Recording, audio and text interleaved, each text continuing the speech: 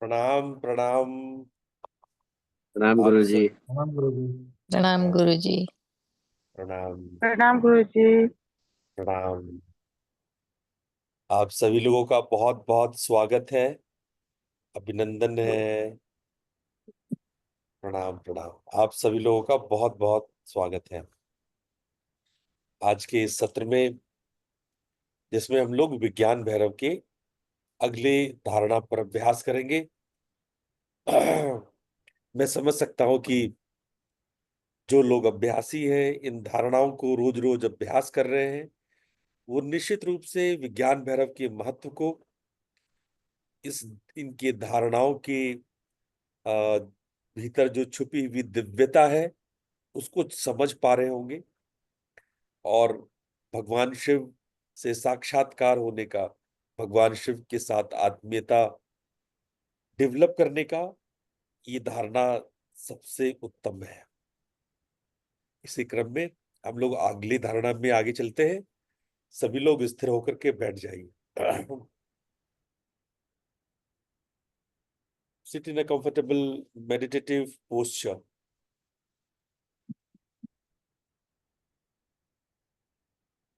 Keep your spine erect, head and spine in a straight line.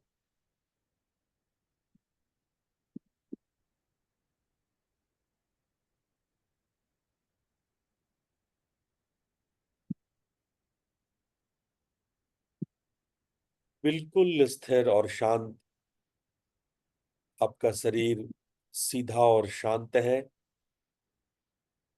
कहीं कोई तनाव खिंचाव मत रखिए, शरीर को शिथिल रखिए।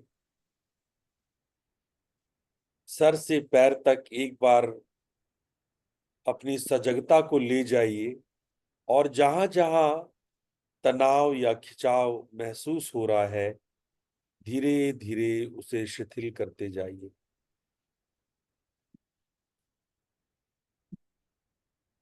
ध्यान दीजिए, आपकी आंखें बिल्कुल शिथिल, चेहरे की मांसपेशियां बिल्कुल शिथिल, आपकी गर्दन, आपका कंधा बिल्कुल शिथिल। कई बार सीधे बैठने के क्रम में हम लोग कंधे को थोड़ा तनाव में ले आते हैं। ध्यान दीजिए, आपका कंधा शिथिल होना चाहिए।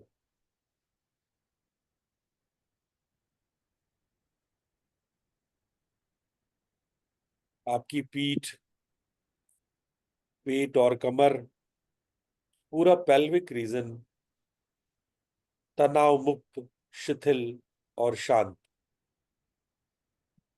दोनों हाथ की स्थितियों पर गौर करें। संभव हो तो कोई मुद्रा लगा लें।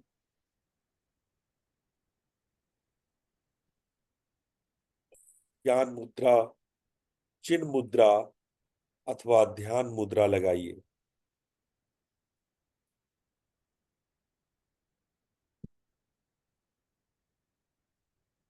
अपने दोनों पैर को सहज क्रॉस लेग में रखें। जो लोग क्रॉस लेग नहीं बैठ पाते वो चेयर पे बैठ सकते हैं।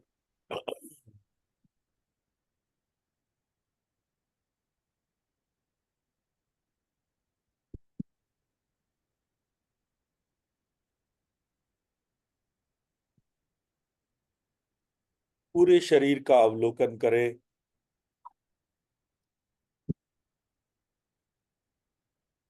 शरीर को चारों तरफ से देखिए और बिल्कुल शिथिल और शांत करते जाइए। शरीर इतना शिथिल और शांत हो जाए जैसे वो हो ही नहीं।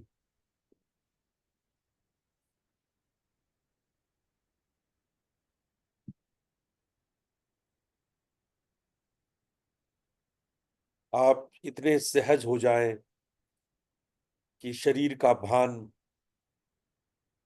अनायास ही चला जाए, प्राकृतिक रूप से चला जाए। इतने शिथिल और आनंद की स्थिति में आइए।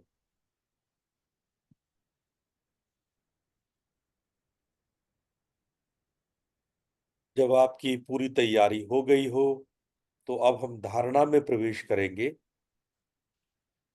धारणा में प्रवेश करने से के लिए सबसे पहले अपने श्वास प्रश्वास पे सजग बनिए। ध्यान दीजिए आप श्वास ले रहे हैं, श्वास छोड़ रहे हैं। पूरी सजगता के साथ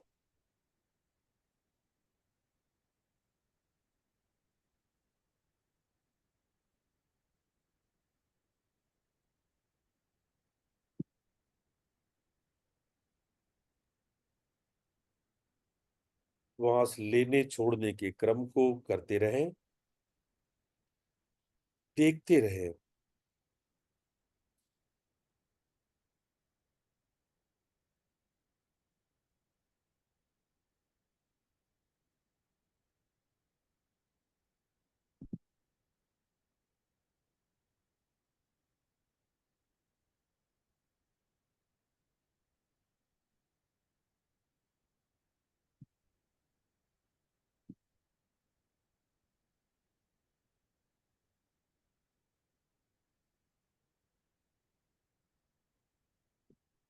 धीरे धीरे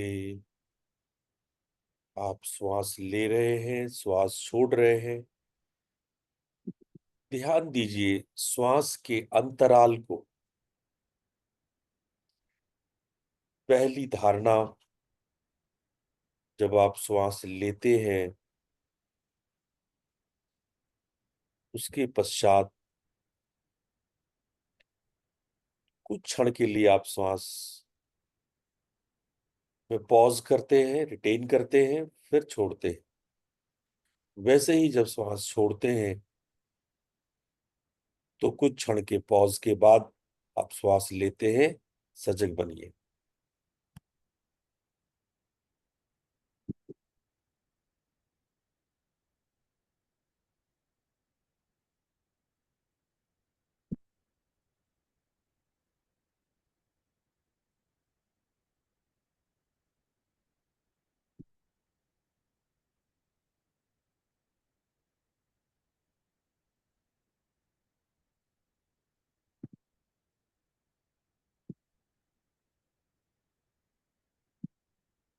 श्वास के अंतराल के प्रति सजग बनिए।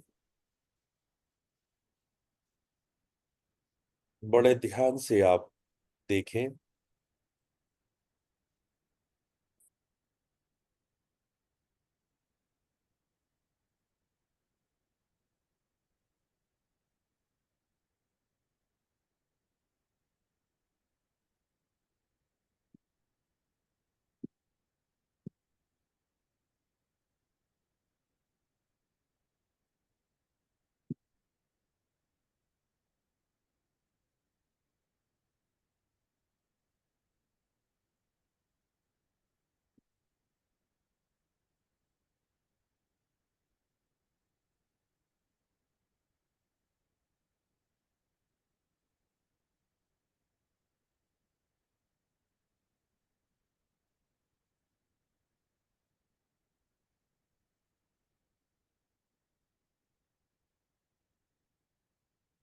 श्वास की गति में कोई परिवर्तन नहीं करना है। बस आपको देखते रहना है। आप श्वास ले रहे हैं, श्वास छोड़ रहे हैं, और उसके बीच में एक ठहराव है। श्वास लेने के बाद आप ठहर जाते हैं, और श्वास छोड़ने के बाद की उस अंतराल को एक दृष्टा की भांति आप देखिए।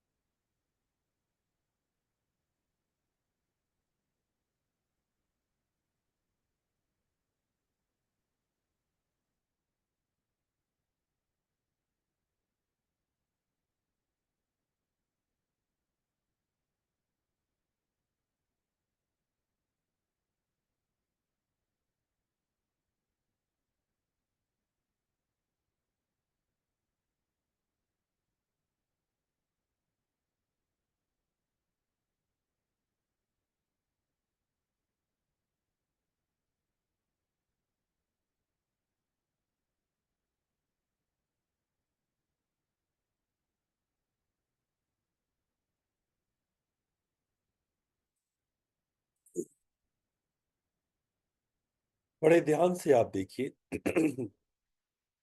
जब आप श्वास बाहर छोड़ते हैं,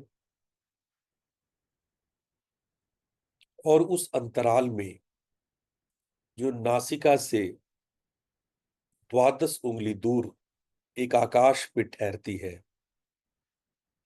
और जब श्वास लेकर के उस अंतराल पे उतरते हैं, तो हृदय पर ब्रेथ रिटेंशन होता है, जो बहुत स्वाभाविक है, बिना प्रयास के है। आप दो जगह थमते हैं, ठहरते हैं, बाहर द्वादशांत पर और भीतर हृदयाकाश पर। इन दोनों बिंदुओं के प्रति सजग बने।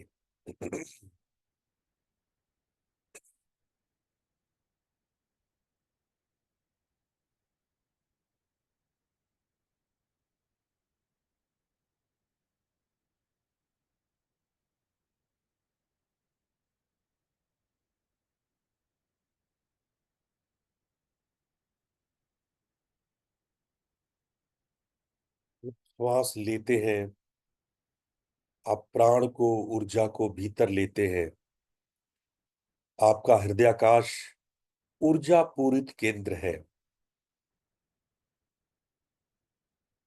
जीवन है, प्राण है।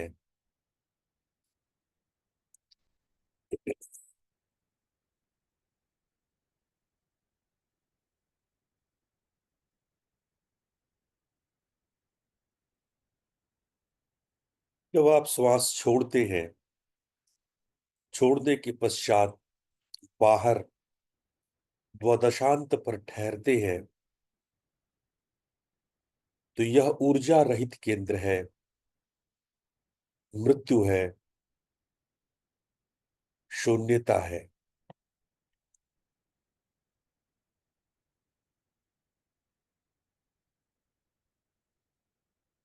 इन दोनों ऊर्जा रहित और ऊर्जा पूरित केंद्र के प्रति दृष्टा भाव विकसित करें।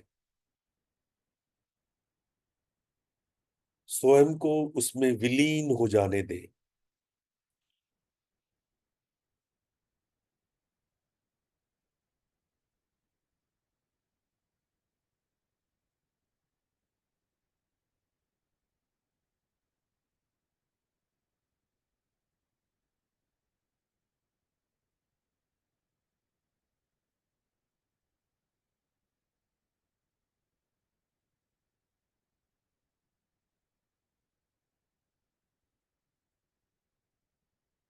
आपको ऐसा लगेगा जैसे मानो यह ठहराव का क्षण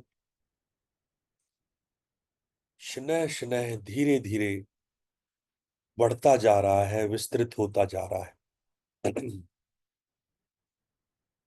आप भीतर कहीं ठहरने लगे हैं।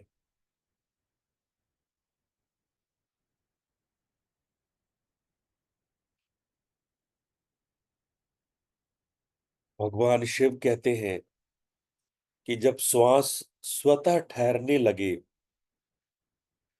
ऐसे सजग क्षणों में अहंकार विसर्जित हो जाता है।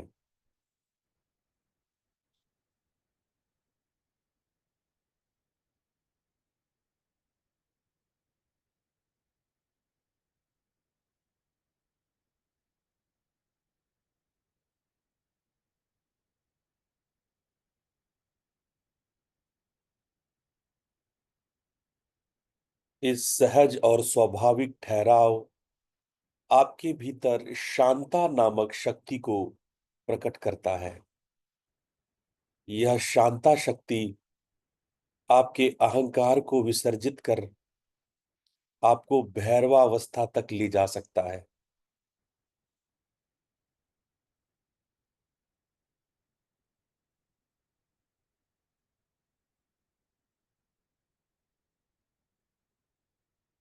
बड़े ध्यान से दोनों अंतराल के प्रति सजग बनते रहें।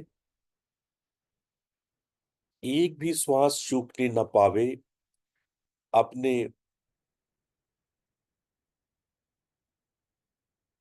एकाग्रता को अनुशासित करें।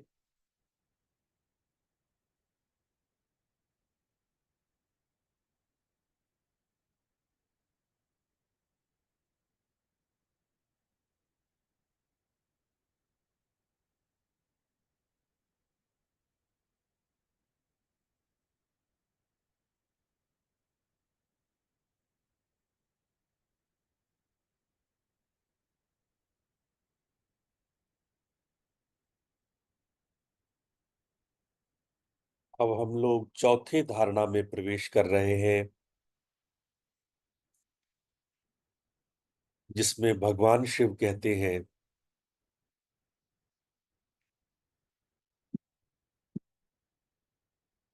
कि अपने भीतर श्वास प्रश्वास को एक परिपथ में आप लाएं। भावना करें कि आप मूलाधार चक्र से श्वास लेते हैं, जो आपके सर के सर तक जाते हैं।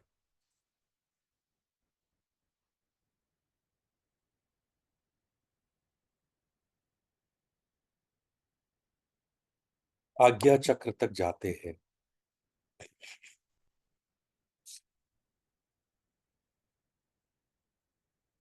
धीरे धीरे इस भावना पर अपने मन को स्थानांतरित करें। भाव करें कि आप मूल से श्वास लेते हैं, जो आपके सर के बीचों बीच आज्ञा तक जाती है।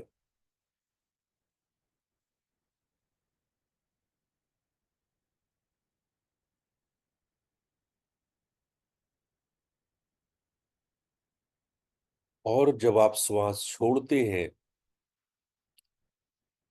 तो श्वास वापस मूलाधार तक आते हैं।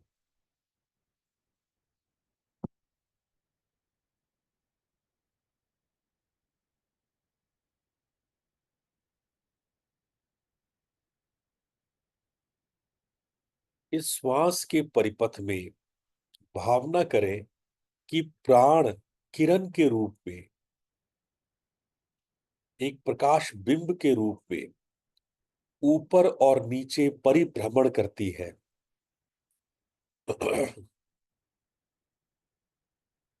यहाँ पे श्वास केवल एक माध्यम है। भावना आपको प्राण की करनी है, जो मूलाधार से आज्ञा और आज्ञा से मूलाधार के बीच में परिभ्रमण करती है।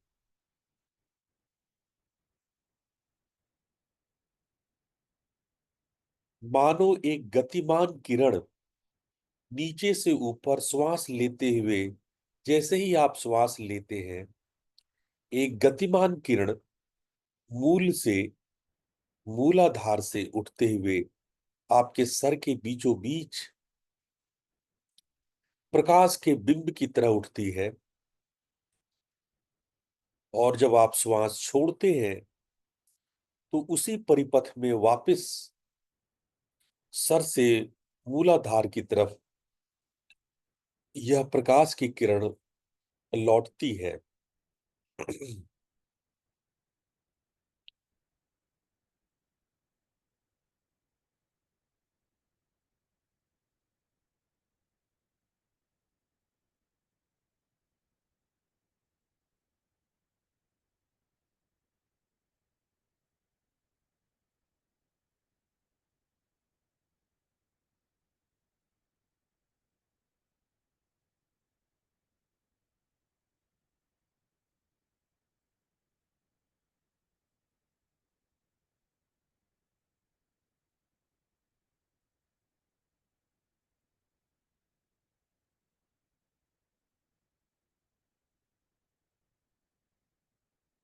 जब आपको लगे कि यह भावना, आपकी यह परिकल्पना स्थिर होने लगी है, आप ऐसा करने में सफल होते जा रहे हैं,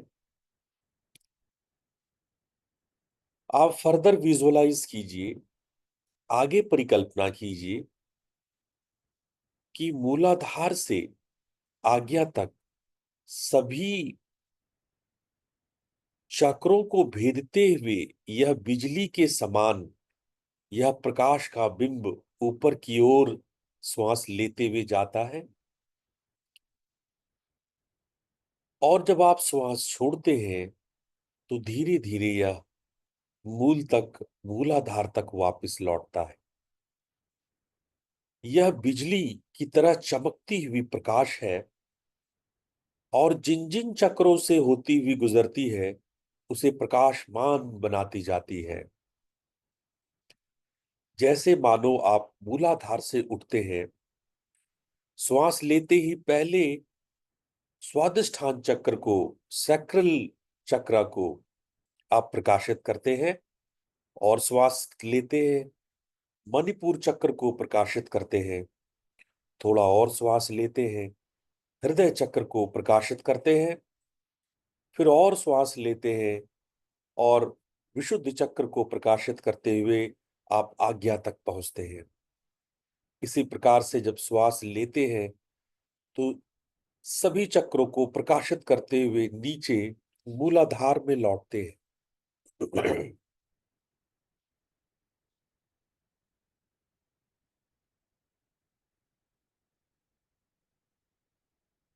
जैसे मानो महान कुंडलिनी शक्ति बिजली की भांति सभी चक्रों को भेदते हुए ऊपर उठती है, और सभी चक्र प्रकाशित, विशाल प्रकाश के साथ, अद्भुत प्रकाश के साथ प्रकाशित हो रही है। इस भेदने के क्रम में बहुत तेज प्रकाश होता है। जैसे जैसे जिन जिन चक्रों को भेदा जाए वहां तेज प्रकाश मानो बिजली गिरी हो, ऐसे तेज प्रकाश के साथ आप ऊपर जाएं एवं नीचे आवे।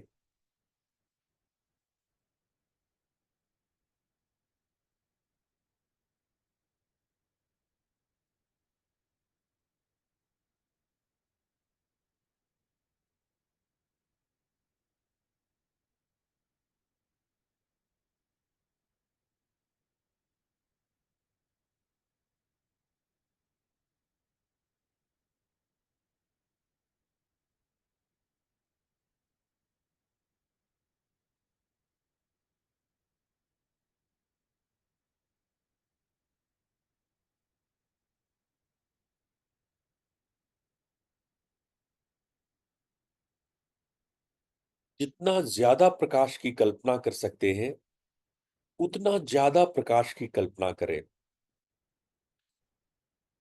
मूलाधार से आज्ञा पर्यंत सभी चक्रों को भेदते हुए बिजली के समान कुंडलिनी शक्ति नीचे से ऊपर प्रवाहित हो रही है।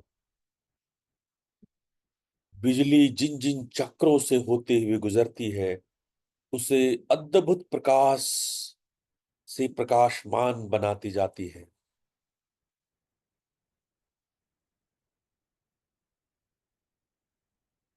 अगर यह भावना आप ठीक ठीक करते हैं तो आपको लगेगा जैसे सारा विश्व प्रकाश से बरता जा रहा है।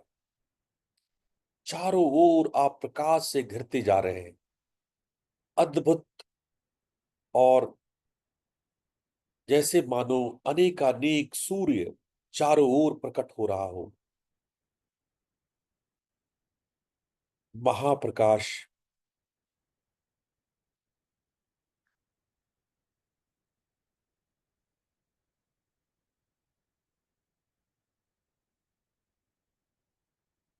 मानो आप प्रकाश से स्नान कर रहे हो, प्रकाश के सागर में विलीन हो रहे हो।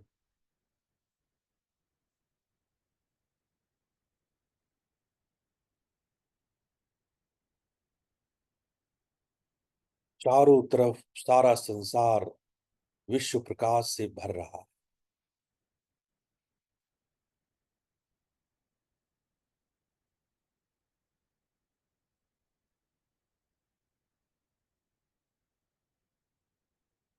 4 से 5 राउंड और करें।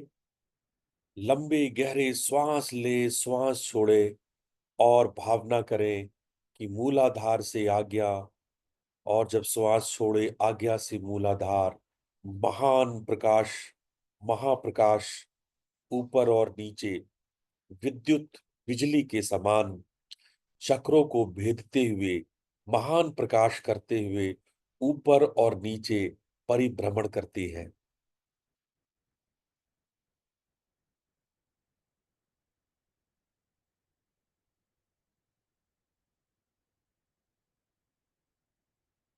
4 5 राउंड और करें।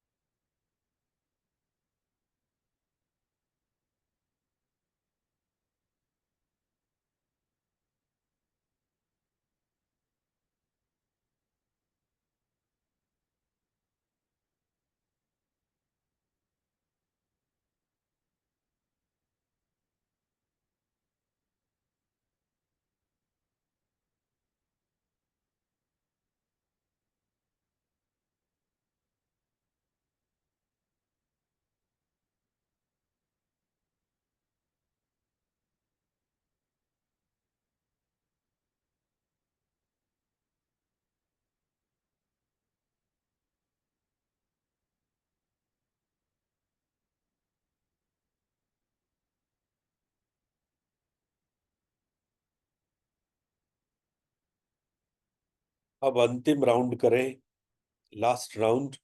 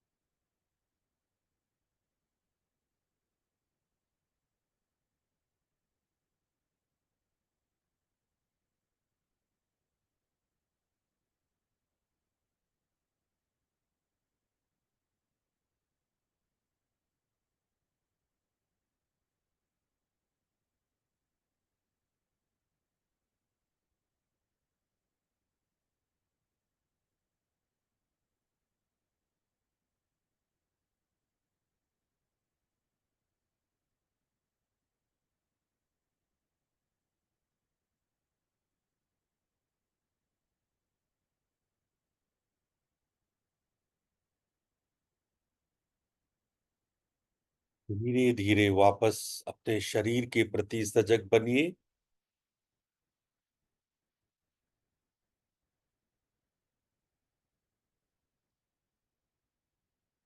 धीरे धीरे अपने मन और चेतना को बहिर्मुखी करते जाइए।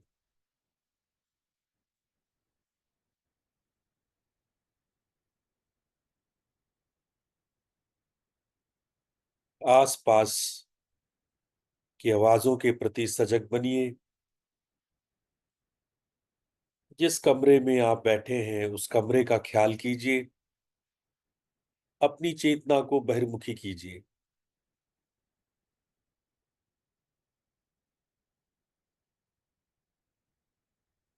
अब हम लोग 3 बार ओम मंत्र का उच्चारण करेंगे और साथ साथ शांति पाठ करेंगे। ओम मंत्र के उच्चारण के लिए लंबा गहरा श्वास लीजिए। ओ।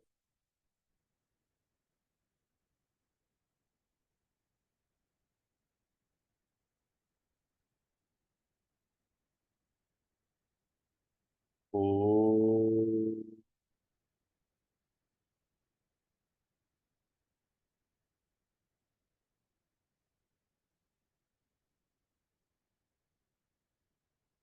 ओ।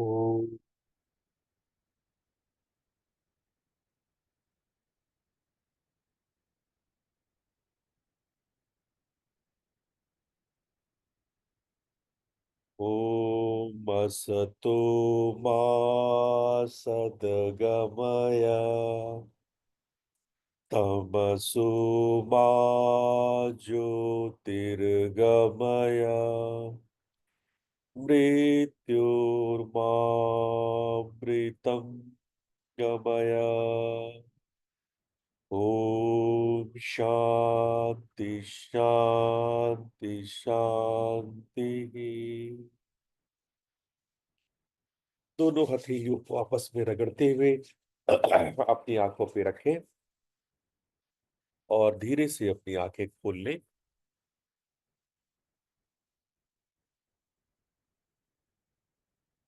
आज आपने विज्ञान भैरव की 5 धारणाएं क्रम से पूर्ण की है। आज हम लोग उनने 5वीं धारणा को स्पर्श किया है। एक बार फिर से आपको याद दिला दें। भगवान शिव पहली धारणा की शुरुआत ब्रेथ श्वास की सजगता से करते हैं। पहली धारणा में वो ब्रेथ इंटरवल्स यानी 2 श्वासों के बीच जो अंतराल है, जो अवकाश है, वहां पर ठहरने की बात कहते हैं। अपने अवधान को केंद्रित करने की बात करते हैं। यह बहुत कुछ मिलता जुलता है आनापान सती से, जो भगवान बुद्ध ने भी उपदेश किया है। अगली धारणा में उन्होंने जहां पर जिस अवधान में जहां पर हम ठहरते हैं, भीतर और बाहर 2 केंद्रों की बात करी। जब श्वास लेकर के ठहरते हैं स्वाभाविक रूप से, यहां पर हमें जबरदस्ती कुंभक नहीं करना है। जो स्वाभाविक स्थिरता है, जो सेकंड या फ्रैक्शन ऑफ सेकंड के लिए आप श्वास लेने के बाद रुकते हैं, छोड़ने के बाद रुकते हैं, उस अंतराल को हृदयाकाश और द्वादशांत, यानी जब सांस लेकर के ठहराव आती है उसे हृदयाकाश कहा गया, और जब श्वास छोड़ने के बाद ठहराव आती है उसे द्वादशांत कहा गया। द्वादशांत नासिका से ठीक 3 मुट्ठी आगे, यानी 12 अंगुल आगे किसी बिंदु पर है, और हृदयाकाश या आपका हृदय कंठ से ठीक 3 मुट्ठी नीचे यानी हृदय की ओर है, हृदय पे है। ये दूसरे अवधारणा में हम हृदयाकाश और द्वादशांत पर केंद्रित होते हैं। अगली धारणा में, तीसरे धारणा में, जो फिर श्वास पे आधारित है, भगवान शिव कहते हैं कि वही ठहर जाओ, हृदय पर या द्वादशांत में ठहर जाओ। इस क्रिया को स्तंभन क्रिया कहते हैं, जिसको हठ योग कुंभक का अभ्यास कहता है। धीरे धीरे हठ योग में इसी धारणा के आधार पे अष्ट कुंभक या प्राणायाम का विकास हुआ।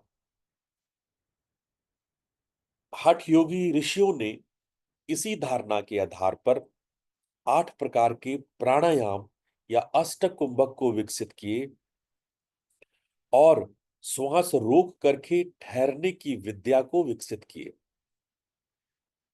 यह ठहरने की विद्या श्वास को अनेकानेक प्रकार से, चाहे अनुलोम विलोम करके, भस्त्रिका करके, या सूर्य भेदी या चंद्र भेदी करके, या उज्जयी करके, या मूर्छा प्राणायाम से, प्लावनी प्राणायाम से, अनेक अनेक कुंभक की विधियों से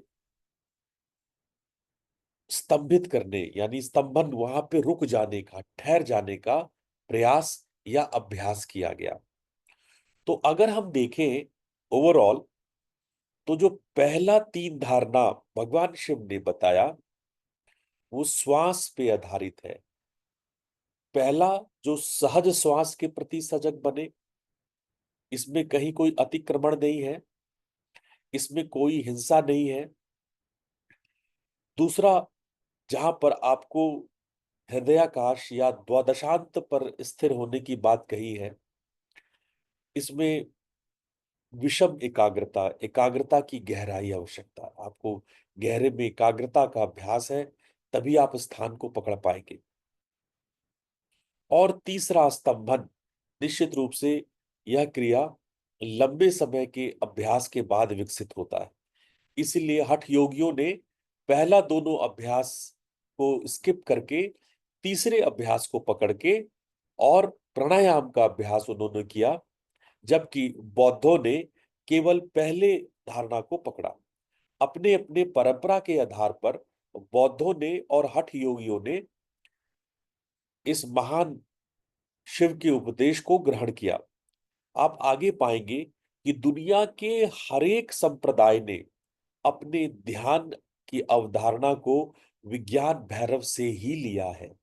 भगवान शिव के उपदेशों से ही दुनिया के समस्त रिलीजन, धर्म ने अपने अपने अवधारणाओं को विकसित किया है।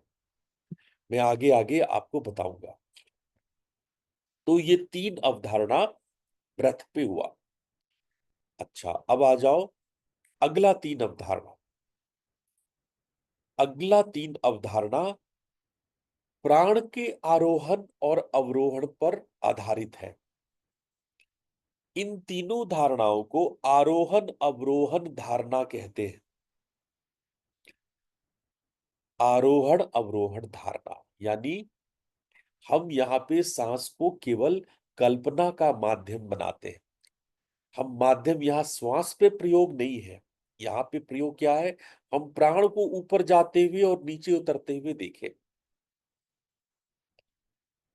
तो ये जो अगला 3, चौथा, पांचवा और छठा जो मेडिटेशन प्रैक्टिस है, वो बेस्ड है आपके जो जो प्राण का प्रवाह ऊपर की ओर और ऊपर से नीचे की ओर है, उस पर है।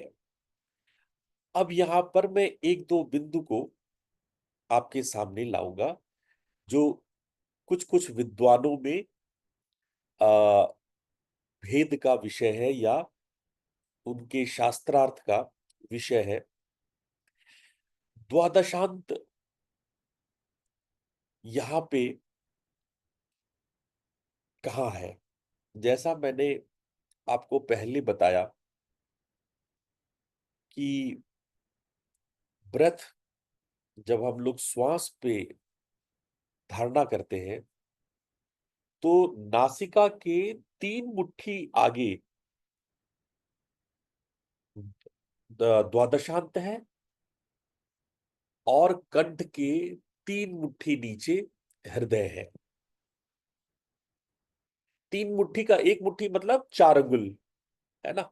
तो पहले के जमाने में ये ऐसे ही काउंट करते थे। पहले के जमाने में जो काउंटिंग, कोई इंच टेप लेके बैठा नहीं है, तो काउंटिंग का तरीका क्या था, ऐसे मुट्ठी से बना लेते थे कि 1 मुट्ठी, 2 मुट्ठी और ये 3 मुट्ठी, इतना ऊंचा। तो 3 मुट्ठी ऊंचा, तो ये योगियों की भाषा होती थी, 3 मुट्ठी ऊंचा।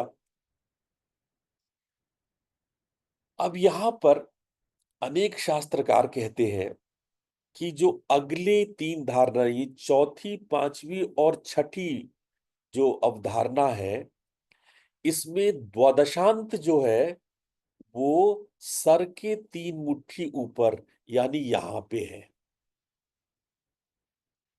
यानी अगर हम सर के 3 मुट्ठी ऊपर कर दे, ये यहां, सर के 3 मुट्ठी ऊपर कर दो, ये यहां, ऐसे। तो ये जो आपके प्राण ऊपर नीचे हो रहे हैं, मैंने आप लोग को आज्ञा चक्र पे कराया, लेकिन बहुत सारे शास्त्रकार कहते हैं कि ये सर से 3 मुट्ठी ऊपर का बिंदु है, जिसमें कि ये चौथा, पांचवा और छठा धारणा कराया जाता है। इसमें शास्त्रकारों के अपने अपने मत हैं। कुछ लोग सर से 3 मुट्ठी गिनते हैं, और कुछ लोग आज्ञा चक्र से 3 मुट्ठी गिनते हैं। कुछ लोग तो विशुद्धि से भी 3 मुट्ठी गिनते हैं। विशुद्धि से 3 मुट्ठी गिनने पर ये आपका सहस्रार यानी टॉप ऑफ द हेड आ जाता है। तो यहां पे शास्त्रकारों का अपना अपना मत है कि क्या विशुद्धि से 3 मुट्ठी ऊपर, या आज्ञा से 3 मुट्ठी ऊपर, या आपके टॉप ऑफ द हेड से 3 मुट्ठी ऊपर। द्वादशांत कहाँ, द्वादश 12 अंगुल का अंत कहां पे, क्या विशुद्धि से 12 अंगुल ऊपर, आज्ञा से 12 अंगुल ऊपर, या टॉप ऑफ द हेड से 12 अंगुल ऊपर। इन सब शास्त्रार्थों के विभेद को छोड़कर मैंने जो सबसे शास्त्रीय पद्धति आप लोग को बताया, वो था आज्ञा चक्र। मेरे समझ से आज्ञा चक्र को ही आप द्वादशांत माने। चौथे, पांचवें और छठे अभ्यास के लिए आज्ञा चक्र द्वादशांत के लिए सबसे उपयुक्त है। इसके लिए मैं आपको उचित तर्क देता हूं। पहला कारण कि आज्ञा चक्र में ही सारे ईड़ा और पिंगला और सुषुम्ना जाके मिलती है।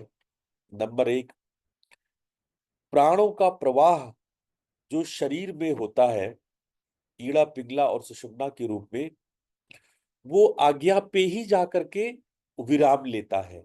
इसलिए प्राण की जब अवधारणा की जाती है, तो उसमें सहस्रार चक्र को जोड़ते नहीं है।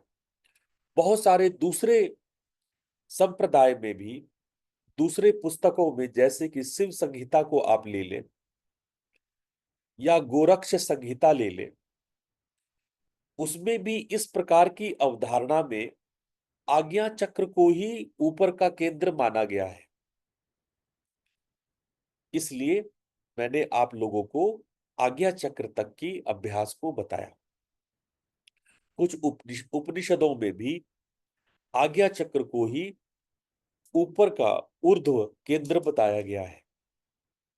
लेकिन आपको विज्ञान भैरव के अलग अलग पुस्तकों में, शास्त्रकारों में द्वादशांत को लेके मतभेद मिल सकता है, पर मेरा अध्ययन ये कहता है कि हमें आज्ञा चक्र को यहां द्वादशांत मानना चाहिए।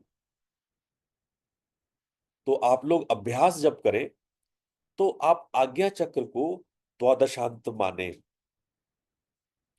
सर के ऊपर किसी केंद्र पर अगर हम उसको द्वादशांत मानते हैं, ऐसे में आपको एक और समस्या आएगी कि ठीक ठीक उस केंद्र की पहचान नहीं हो पाएगी।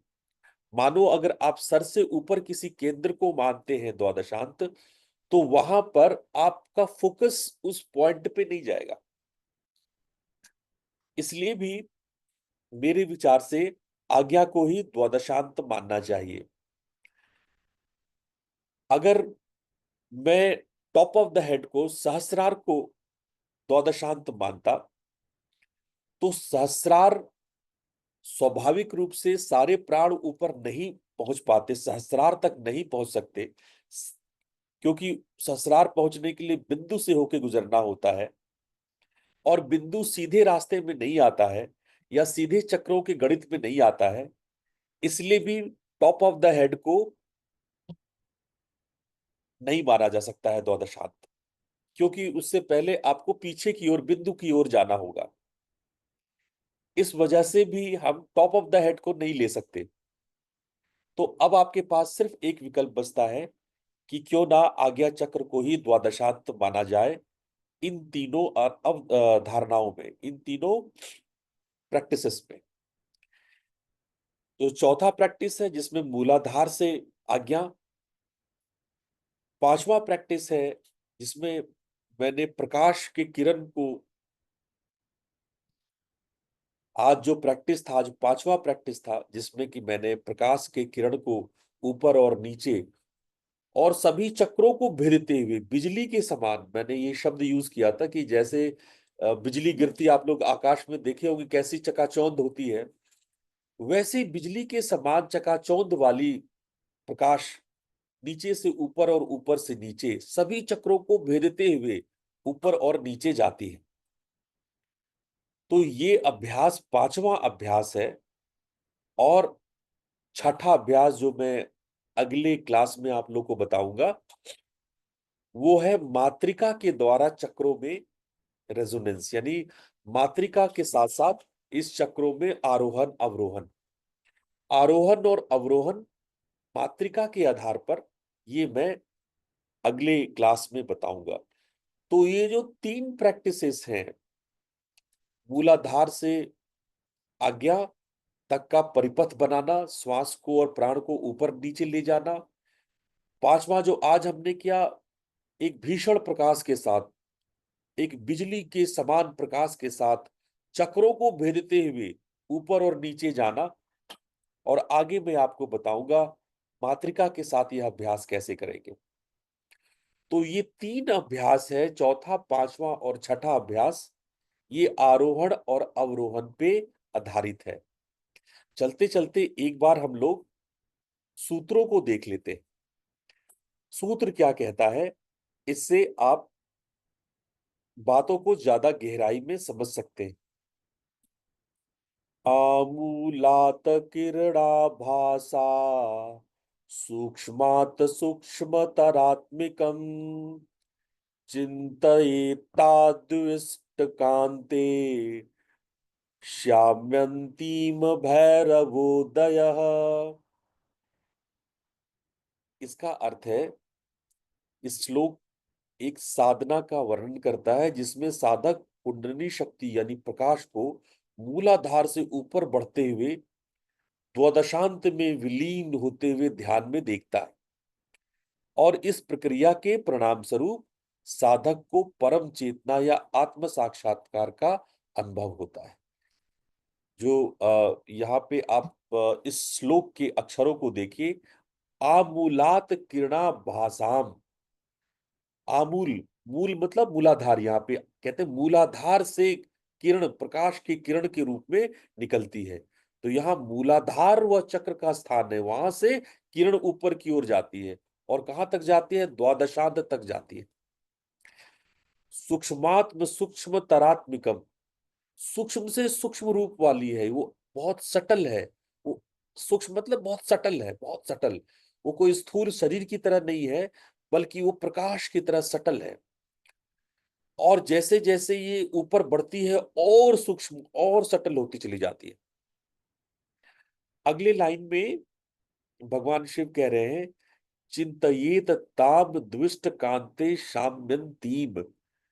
यानी उस द्वादशांत में तक जाती, वहां तक ले जाओ, वहां जाकर के ये शांत होती है।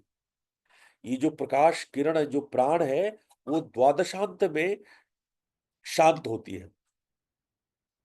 तो अब मैंने आपको द्वादशांत का स्थान भी बताया है। कुछ शास्त्रों में ये सर से 12 उंगली ऊपर है, और कुछ शास्त्रों में कंठ से 12 उंगली ऊपर है। ये महत्वपूर्ण नहीं है। आप तो बस आज्ञा का अभ्यास करो। आज्ञा के अभ्यास से धीरे धीरे आप वास्तविकता में स्वतः ही इंटर कर जाओगे, स्वतः ही प्रवेश कर जाओगे। 29वां श्लोक भी मैं आप लोग के सामने पढ़ना चाहता हूं। 29वां श्लोक कहता है, उदगच्छन्ति ताडित्रुपाम् प्रतिचक्रम क्रमात्क्रमम् ऊर्ध्वं मुष्टित्रयं यावत् तावद अन्ते महोदयः। यह श्लोक कहता है कि यह जो शक्ति है, जो प्रकाश की शक्ति बिजली की तरह प्रत्येक चक्र से होते हुए, भेदते हुए ऊपर उठती है।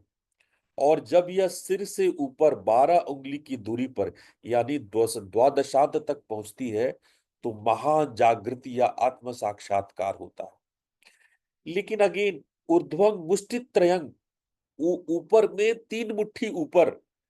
ऊपर में इन्होंने कोई स्थान नहीं दिया कि ये सर से ऊपर। यहाँ पे आप देखिए जो शब्द लिखा गया है, ऊर्ध्वं मुष्टि त्रयंग यावत, ऊपर 3 मुट्ठी ऊपर। 3 मुट्ठी ऊपर कहाँ? ये जगह जो है, यहाँ पर श्लोक में नहीं बताया गया है। इस वजह से शास्त्रकारों ने अपने अपने हिसाब से उसका मतलब लिया कि ऊपर 3 मुट्ठी ऊपर। तो हो सकता है कंठ से 3 मुट्ठी ऊपर, आज्ञा से 3 मुट्ठी ऊपर, या सर से 3 मुट्ठी ऊपर। ठीक है। पर हम अभी आप प्रारंभ में आज्ञा चक्र से ही द्वादशांत को मानिए, आज्ञा चक्र को ही द्वादशांत मानिए। अथवा यहां पर आप फोकस नहीं कर पाएंगे, यहां पर किसी पॉइंट को आप फोकस नहीं कर पाएंगे, आज्ञा चक्र में फोकस कर लेंगे। इसलिए हम यहाँ पे आज्ञा चक्र को ही मान के चल रहे हैं कि यह जो मुष्टि त्रयम जो है वो आज्ञा चक्र ही है। ठीक है। प्रतिचक्रम क्रमात् क्रमम, क्रम से सभी चक्रों को भेदते हुए। ऐसा नहीं कि एक बार स्वादिष्टान भेद लिया फिर विशुद्धि भेद लिया। नहीं, जब ये प्रकाश का अभ्यास करते हैं तो स्टेप बाय स्टेप, पहले स्वादिष्टान, फिर मूलाधार, फिर अनाहत, फिर विशुद्धि, क्रम से ऊपर जाइए, क्रम से नीचे आइए। है ना? आप जंप नहीं करना कि अभी स्वादिष्टान कर लिया फिर विशुद्धि कर लिया, ऐसा नहीं। क्रम से ऊपर जाइए, क्रम से नीचे आइए। ठीक है। प्रतिचक्रम क्रमात् क्रमम उदगच्छन्ति तडित्रुपाम, मतलब ये ऊपर की ओर उठती है। इसकी व्याख्या में मैंने यहाँ पे कुंडलिनी वर्ड लिख दिया। ये कुंडली शब्द कहीं उपयोग में आया है नहीं। इन धारणाओं में कहीं पर भी कुंडलिनी शब्द का प्रयोग भगवान शिव नहीं किए हैं। लेकिन आपको एक उदाहरण देने के लिए कि जिस प्रकार से एक भव्य शक्ति ऊपर की ओर उठती है, एक प्राण शक्ति ऊपर की ओर उठती है, इसलिए मैंने ये शब्द का यहाँ इस्तेमाल किया है। और ये वाला मैं ये धारणा मैं आपको अगली क्लास में बताऊंगा कि कौन सी वो मातृकाएं हैं, वो 12 मातृकाएं कौन सी है, और हम उन 12 मातृकाओं के माध्यम से आरोहण और अवरोहण का अभ्यास कर सकते हैं। मेरे हिसाब से आज मैंने आप लोगों को धारणा और धारणा से संबंधित जो भी शास्त्र का ज्ञान है वो मैंने आपके सामने रखा। अब आपके मन में कोई सवाल, कोई प्रश्न है तो आप पूछ सकते हैं।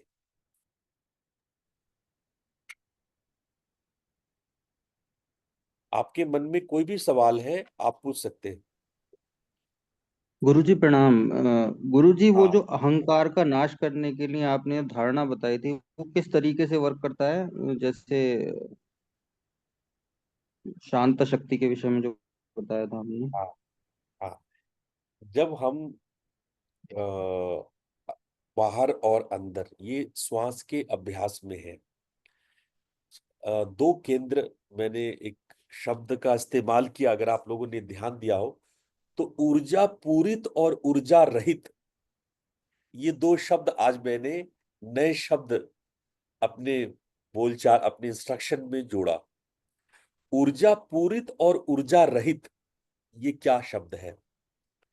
अगर ठीक ठीक आप मेरे इंस्ट्रक्शन को फॉलो कर रहे थे, तो हमने कहा कि जब आप श्वास लेते हैं भीतर की तरफ, तो जो हृदय में ठहराव आता है, हृदय पे आप जब रुकते हैं उस हृदयाकाश में, भीतर की तरफ में, तो उसे कहते हैं ऊर्जा पूरित केंद्र। ऊर्जा पूरित केंद्र मतलब आपने अपने भीतर की ऊर्जा को पूर्ण किया। यहां से जीवन, ये जीवन है, ऊर्जा से आप जीवन जीते हैं। और जब आप श्वास छोड़ते हैं, श्वास छोड़ने में जो बाहर की तरफ आप द्वादशांत, बाहर की द्वादशांत में ठहरते हैं, नासिका की 3 मुट्ठी आगे जब आप ठहरते हैं, और उस ठहराव को द्वादशांत नाम दिया गया। और मैंने आज इंस्ट्रक्शन में कहा ऊर्जा रहित केंद्र, वहां पर ऊर्जा रहित केंद्र, ऊर्जा नहीं होता है, इसलिए उसको मृत्यु कहते हैं। जिंदगी में हर श्वास जब आप लेते हैं तो ये जीवन है, और जब हर श्वास आप छोड़ते हैं तो ये मृत्यु है। हम हर श्वास प्रश्वास के साथ जीवन और मृत्यु दोनों को जीते हैं। जब आप इन दोनों में विलीन होने लगते हैं, हमारा अहंकार इन्हीं दोनों पर, जीवन और मृत्यु पर आधारित है।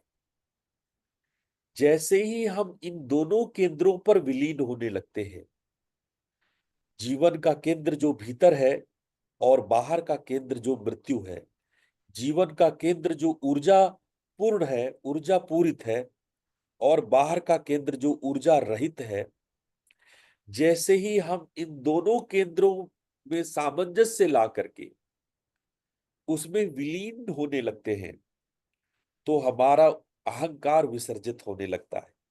आप गौर से सोचें, अहंकार हमारे अंदर उदय कब होता है? अहंकार का सबसे पहला तथ्य है, सबसे पहला अर्थ है कि मैं हूं, आई एम, आई एग्जिस्ट, है ना। पश्चिम के एक मनोवैज्ञानिक हुए, कहते थे कि मैं सोचता हूं इसलिए मैं हूं, मैं विचार करता हूं, मेरे अंदर विचार है इसलिए मैं हूं। आप कैसे महसूस करते हो? आपको कब लगता है कि आप हो? जब आप शरीर को देखते हो, जब अपने ज्ञान को जानते हो, या जब दूसरे कहते हैं, आपको नाम से पुकारते हैं, तो आपको लगता है कि मैं हूं? जरा सोचना, आप कब महसूस करते हो कि आप हो? जब आप सांस लेते हैं गुरु जी। बिल्कुल सही, आप सही दिशा में जा रहे हैं। आप गहरे उतरेंगे तो आपको लगेगा कि जब हम सांस लेते हैं, और वास्तव में हमने ये ऐसा बनाया हुआ है कि सांस छूट जाना, प्राण का उड़ जाना, प्राण पखेड़े उड़ जाना, इसका सांस थम गया, सांस ही हमारी आयु है। ये सारे मुहावरे कैसे निकल के आए कि जितनी श्वास है उतनी आयु है? क्योंकि हमने अपने आप को महसूस किया कि हम हैं, क्योंकि सांस है। हम पश्चिम मनोवैज्ञानिकों की तरह हमने ये नहीं कहा कि चूंकि हम विचारते हैं इसलिए हम हैं। हमने नित्से के वाक्य को नहीं दोहराया। हम बोलते हैं कि हम सांस है इसलिए हम सांस लेते हैं इसलिए हम हैं। और जब इस सांस में ठहराव आता है, जब हम उस अंतराल में ठहरने लगते हैं, तो हम श्वास के अभाव में आते हैं। जहां श्वास रिटेन करता है, जहां श्वास और प्रश्वास नहीं हो रहा है, वो ठहर गया है। और जैसे ही उस ठहराव में हम प्रवेश करते हैं, तो अहंकार विसर्जित हो जाता है, यानी अहंकार का ना होना हो जाता है। चाहे वो हृदय पे ठहरो या द्वादशांत में ठहरो, क्योंकि वहां प्राण और अपान का लेन देन नहीं है, वहां सिर्फ ठहराव है, इसलिए आपका अहंकार तिरोहित हो जाता है, अंतर ध्यान हो जाता है, और आप अपने अस्तित्व से ऊपर उठने लगते हैं, इस भौतिक अस्तित्व से ऊपर उठने लगते हैं और भैरवावस्था को प्राप्त होते हैं। बात आ रही समझ में मनु जी? जी गुरु जी, गुरु जी मैं इस तरीके से और समझा कि जब मैं सांस लेता हूँ और जब हृदय आकाश पे वो गए तो हमारे अंदर शक्ति का जागरण हुआ, तो वो शक्ति में उस समय तो लगेगा कि हाँ मैं हूँ, बट जब वो एक्सहेल कर दिया और दी एंड हो गया, जहाँ आप बोलते हैं मृत्यु, मैं खत्म, तो वहां पे हाँ, शायद अहंकार खत्म। नहीं, पर प्रॉब्लम ये है कि मृत्यु के बाद भी अहंकार खत्म नहीं होता है ना। अच्छा। आपको मृत्यु के बाद का पता नहीं है, बस बात सिर्फ ये है। पर मृत्यु के बाद ओके। भी अहंकार खत्म नहीं होता है, अहंकार की वजह से हम फिर पैदा ले लेते हैं। अगर जी गुरु जी अहंकार समझ ना गया। हो तो हम पैदा ही ना लें। एक बार मृत्यु तो मुक्ति ही मुक्ति, लेकिन इसी अहंकार के कारण, क्योंकि उसे लगता है कि मैं हूं, मैं बना रहूं, मैं हूं, मैं संसार हूं, मैं संसार में बना रहूं, मैं संसार में विस्तृत फैलता रहूं, यही तो अहंकार है। और इसी वजह से आप बार बार जन्म लेते हो। मतलब अहंकार से मुक्ति ही मोक्ष है। हाँ बिल्कुल, अहंकार से मुक्ति ही मोक्ष है, बिल्कुल सही पकड़े हैं आप। जिस दिन इस अहंकार से आप मुक्त हो जाएंगे, उसी पल मोक्ष है।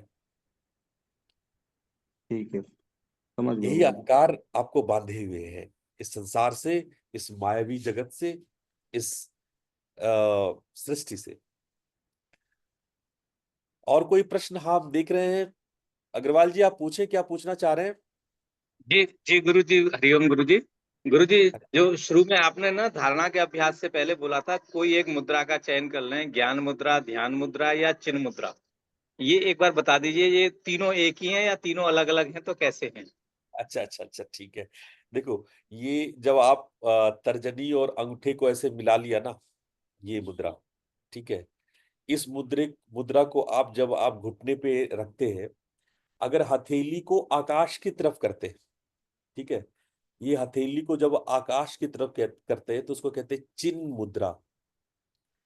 ऐसे आप सरलता से याद करो, चिन्ह का मतलब होता है आकाश, और इंग्लिश में चिन्ह का मतलब होता है ठुड्डी। इंग्लिश में चिन्ह का मतलब होता है ठुड्डी। चिन्ह की तरफ आपकी हथेली हो, ठुड्डी की तरफ आपकी हथेली हो, ऐसे याद करने के लिए बोल रहा हूं मैं। तो उसको मानो चिन्ह मुद्रा, ठीक है। चिन्ह का मतलब होता है वैसे आकाश, तो चिन्ह मुद्रा, ठीक है।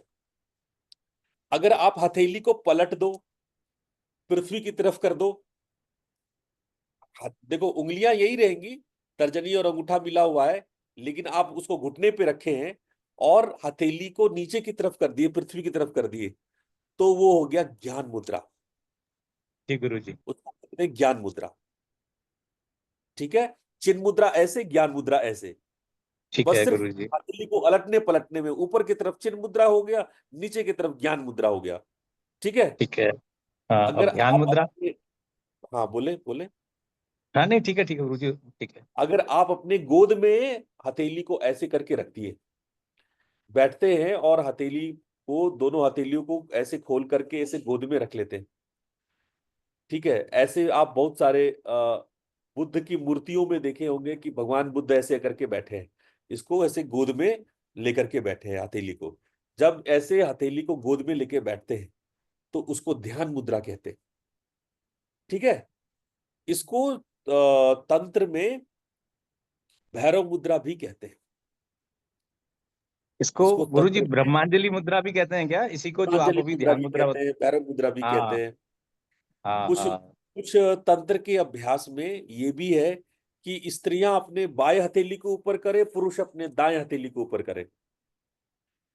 ऐसा अलग अलग तंत्र की परंपराओं में है। पर आप इस इन सब बातों की चिंता ना करो, आप बस गोद में दोनों हथेली को लेके बैठ जाओ, वो ध्यान मुद्रा है, ठीक है। जी गुरु जी, बहुत धन्यवाद। एक प्रश्न और था और अगर आपके पास समय। हाँ हाँ पूछें। आपने ना शांता शक्ति के बारे में बात की थी अभी, कि ये सब करने से शांता शक्ति जागृत होगी, तो गुरु जी ये शांता शक्ति क्या है? शांता शक्ति एक विशेष प्रकार की शक्ति है जिसमें मन शांत हो जाता है। दरअसल हमको लगता है कि हम जब कम तनाव में होते हैं तो शांत होते हैं। मैंने पिछली किसी क्लास में बताया था कि हम लोग शांति को कभी आज तक जाने ही नहीं। हम लोगों को लगता है कि तनाव का अभाव है शांति। जब हम स्ट्रेस में नहीं होते हैं, तनाव में नहीं होते हैं, किसी मानसिक विश्लेषण में नहीं होते हैं, चिंता में नहीं होते हैं, विषाद में नहीं होते हैं, उन्माद में नहीं होते हैं, तो शांति होती है। तो शांति का जो अर्थ है हमने अभाव में लिया है कि जब किसी विकृति विकार का अभाव है तब शांति है। पर मैं यही आप लोग से कहना चाह रहा हूं कि नहीं, शांति ऐसा नहीं है। शांति एक प्रकार की शक्ति है, इसको शांता शक्ति कहते हैं। ये अभाव नहीं है, क्योंकि हमने कभी जाना नहीं है। हमें बल्कि ये कहना चाहिए कि आज तनाव कम है, लेकिन उसको हम कहते हैं आज हम बहुत शांत हैं, आज मन बड़ा शांत है, क्योंकि विचार कम है। आप किसको शांति कहते हो? जब आप ये शांति वर्ड यूज करते हो, पीस वर्ड यूज करते हो, तो आप देखना, आप अंदर में जब विकारों का अभाव है तब उसको आप शांत कहते हो, है ना? तो ऐसे में हम ये कहना चाह रहे हैं कि जब विकारों का अभाव के अतिरिक्त जब मन शांत हो, वहां पे शांता शक्ति प्रवाहित होती हो। यह एक प्रकार की शक्ति है जब कुंभक की अवस्था में प्रवाहित होती है। जब शांता शक्ति प्रवाहित होती है तब आपके सारे चक्र अलाइंड होते हैं और प्राण का आरोहण अवरोहण बहुत रिदम के साथ, बहुत अच्छी रिदम के साथ, स्वाभाविक रिदम के साथ सभी चक्रों में ऊपर नीचे हो रही होती है। प्राण के इस बैलेंस स्टेट में जब सुषुम्ना में ये प्राण ऊपर नीचे सभी चक्रों में हार्मोनाइज्ड, रिदमिक और बैलेंस रूप में जाती है, तो एक प्रकार की शक्ति हमारे भीतर डेवलप होती है जिसको कहते हैं शांता शक्ति। और ये शांता शक्ति कोई अभाव नहीं है, बल्कि आपको गहरे भीतर एक शून्यता में, एक गहरे शांति, अब ये शांति वर्ड आपको बोलते ही लगेगा कि कुछ शांत या शून्यता का या कोई अभाव का विषय है, पर ये अभाव नहीं, ये भीतर एक आनंद या अनंतता को उत्पन्न करता है। हम शांति को आनंद या अनंतता से ज्यादा कोरिलेट कर सकते हैं। इस स्टेट में आप अपने आप को अनंत महसूस करने लगते हैं या अनंत में विलीन होने लगते हैं। रैदर हम ये कहें कि विचार कम उठते हैं या एंजाइटी कम होती है, स्ट्रेस कम होता है, हम कहेंगे कि शांता शक्ति में आप स्वयं को अनंत होता हुआ महसूस करते हैं, अनंत आनंद में होना महसूस करते हैं। ये शांता शक्ति है। ठीक है जी गुरु जी, धन्यवाद गुरु जी, हरिओम। और कोई प्रश्न? राजीव शर्मा जी, आप कुछ पूछना चाह रहे थे? जी गुरु जी। गुरु जी, जैसे ये सब धारणाएं, 5 धारणाएं बताई आपने, तो हाँ, इसमें जो हमारी ब्रीदिंग है, नॉर्मली हमारी ब्रीदिंग का कोई परिपथ जो होता है वो ब्रॉड परिपथ होता है ना, मतलब हम कोई पूरी सांस की जो सिस्टम है, तो जो मैंने गौर किया कि अगर हम अपना उज्जयी में अगर इस सारे के सारे पांचों धारणा को करें, तो नहीं नहीं, क्या ये उसमें आपका चिंता नहीं विषय है, होगी ये उसमें? आपका, नहीं नहीं, ये आपका विषय है, ये आपका पर्सनल वे ऑफ साधना है। इसको हम सार्वजनिक रूप से सबके लिए नहीं बोल सकते। ये आपको ऐसा लगता होगा, लेकिन जरूरी नहीं है कि ये सबको ऐसा लगे। और ये सबके केंद्र अलग अलग है। हो सकता है कि आपका केंद्र विशुद्धि हो, पर कईयों लोग का केंद्र अनाहत हो सकता है, कईयों का केंद्र मणिपुर हो सकता है। इसलिए उनके श्वासों का प्रणाली, उनके श्वासों का क्रम अलग अलग हो सकता है। इसलिए विशुद्धि को केंद्र नहीं मानना चाहिए। और हम ये भी नहीं कह सकते हैं कि उज्जाई से ही पांचों अभ्यास संभव है, ऐसा नहीं है। हो सकता है ये आपको व्यक्तिगत रूप से आपको आनंदित करता हो, आपको लगता हो कि हम उज्जाई करके पांचों अभ्यास को साध सकते हैं, पर ये आपका व्यक्तिगत विषय है। ठीक है? और जी गुरु जी, 5 धारणाएं, पांचों धारणाएं ये क्या एक साथ करनी चाहिए कि अलग अलग करनी चाहिए? अलग अलग करना चाहिए। ये तो मैं आप लोगों को पढ़ा रहा हूँ, आपको हाँ। बता रहा हूँ। ये टीचिंग के प्रोसेस में मैंने आपको रिवाइज भी करा दिया और आपको बता भी दिया। लेकिन जब आप स्वयं से एक साधक की तरह अभ्यास करें तो एक साथ नहीं करें, आप अलग अलग करें और पूर्ण रूप से करें। एक एक ये साधना एक, अपने आप में पूरा है, कोई भी अधूरा नहीं हाँ है। हाँ, ये मैं कह रहा था, एक एक ही धारणा को अपने अंदर पूरा आत्मसात करने के लिए, पहुंचने के लिए कहीं पे बड़ा लंबा हाँ समय लगने नहीं, वाला है, तो 5 एक साथ कैसे हाँ करेंगे? हाँ हाँ, नहीं नहीं, ये तो मैं आप लोग को पढ़ाने के क्रम में ऐसा कराता हूँ। लेकिन ऐसा आप प्रैक्टिस नहीं करेंगे कि पांच एक ही बार में पांचों कर लिया, ऐसा नहीं करें आप। ऐसे तो मैं हर क्रम में आगे आगे 112 बताने वाला हूं, तो आप बैठ के 112 एक साथ थोड़ी करेंगे आप। नहीं नहीं, आप एक अभ्यास को पकड़ो। राह पकड़ तू एक चला चल, है ना। एकै साधे सब सधे, सब साधे सब जाए। सुना कि नहीं मतलब उसका। आप सही है, एक को सही साधोगे तो सब सध जाएगा, और सब है। जी साधोगे तो सब चला जाएगा, कुछ नहीं पकड़ में आएगा। ठीक है। एक ही साधे सब सत है। एक को पकड़ो और उससे सब सध जाएगा, कोई सा भी एक। मैं आप लोग को अलग अलग बता रहा हूं, इसलिए नहीं कि आप सबके सब करने लग जाओ। ये सिर्फ इसलिए बता रहा हूं कि इनमें से कोई एक आप पकड़ लो। इनमें से कोई भी एक पकड़ लिया, आपका कल्याण हो जाएगा। मैंने 5 विकल्प दिए हैं आप लोग को, कि इन पांचों विकल्पों से एक भी विकल्प को आप पकड़ लिए तो आपका कल्याण है। इसीलिए ये गलती भूल के भी नहीं करना कि पांचों रट लिए और पांचों करना शुरू कर दिए। और ऐसी गलती ज्यादातर योगाचार्य करते हैं। तो योगाचार्य जो हमारे बैठे हैं सामने, वो बड़ा ध्यान रखें। अभ्यास कभी भी पांचों का एक साथ नहीं करेंगे। एक अभ्यास पकड़िए, एक अभ्यास से आगे चलिए, और गुरु जी, उसी आपने में। अभी अभी बताया भी था, ये जैसे बौद्ध वाले विपश्यना कराते हैं तो उसमें जो पहली वाली आपने धारणा बताई थी वो उसी का ही तो अभ्यास है गुरुदेव। हाँ हाँ। क्या भगवान बुद्ध को दूसरे नहीं थे मालूम? उन्होंने क्या विज्ञान वगैरह नहीं पढ़ा होगा, या जाना होगा, जरूर जानते होंगे। लेकिन उन्होंने सिर्फ एक अभ्यास पकड़ा। या हमारे हठ योगियों ने जिसने तीसरा अभ्यास पकड़ा, क्या उन्होंने और बाकी नहीं पकड़ा होगा, जाना होगा, पढ़ा होगा? लेकिन उन्होंने एक ही पकड़ा। तो एक एक पकड़ो, एक ही साधा है सब सद है। एक धारणा पकड़ लिए सब पकड़ में आ जाएगा। एक समझ गए सब समझ में आ जाएगा। ठीक है। और बताएं, और कोई प्रश्न हो तो, या आज पूर्ण गुरुजी करें? हाँ हाँ। नमस्ते, नमस्ते गुरुजी। नमस्ते। आ, हम जब श्वास लेते हैं और छोड़ते हैं तो कितना टाइम कुंभक करना चाहिए? जब आप श्वास लेते और छोड़ते हैं तो कितनी बार कुंभक करना चाहिए? नहीं, कितना टाइम लंबा होना चाहिए कुंभक? ये अभी तो, अगर आप तीसरा अभ्यास पे फोकस नहीं है तो आप उसको स्वाभाविक रूप से होने दें। तीसरे अच्छा। अभ्यास में, तीसरी धारणा में कुंभक को बनाने की बात कही गई है, उसको स्तंभित करने की बात की गई है।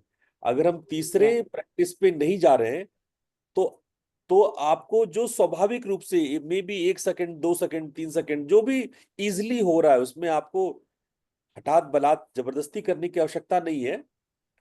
जितने आसानी से आप ले रहे छोड़ रहे, जितने आसानी से जिस उसमें आप अप्रयास रहिए, आप सप्रयास उसको नहीं करें। आप उसको जानबूझ के रोकने की कोशिश नहीं करें। प्राकृतिक जी। रूप में तो 1 सेकंड के लिए, 2 सेकंड के लिए, 3 सेकंड के लिए, देखो यहाँ तीसरे प्रैक्टिस के अलावे जो बाकी बात कही गई है पहले और दूसरे में, मजा दृष्टा बनने में है, कर्ता बनने में नहीं है। या। भगवान बुद्ध कह रहे हैं कि आप कुंभक को बनाओ नहीं, कुंभक को क्रिएट मत करो, कर्ता मत बनो। जो अपने आप हो रहा है उसके प्रति दृष्टा बनो।